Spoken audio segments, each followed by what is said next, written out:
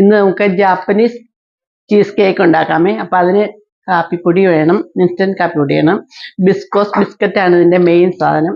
പിന്നെ വേണ്ടത് Greek yoghurt. ഇത്ര ഐറ്റം കൊണ്ട് നമുക്ക് അടിപൊളി ജാപ്പനീസ് ചീസ് കേക്ക് ഉണ്ടാക്കാമേ. അപ്പം അതെങ്ങനെയാണെന്ന് നോക്കിക്കോളേ.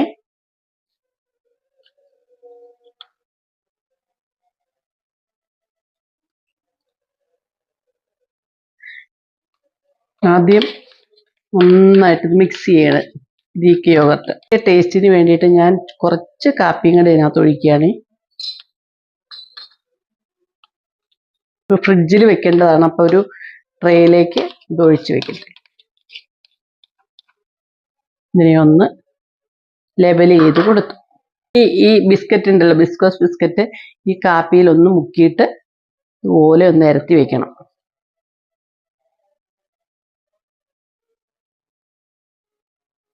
ഇതിന് ഫ്രിഡ്ജിൽ വെച്ച് ഒരു 8 മണിക്കൂറെങ്കിലും ഫ്രിഡ്ജിൽ വെക്കണം. അപ്പോഴത്തേക്ക് ഇത് സെറ്റാവും.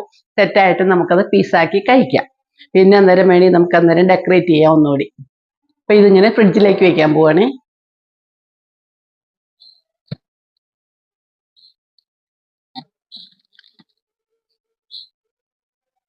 നമ്മുടെ ജാപ്പനീസ് ചീസ് കേക്ക് റെഡിയായി.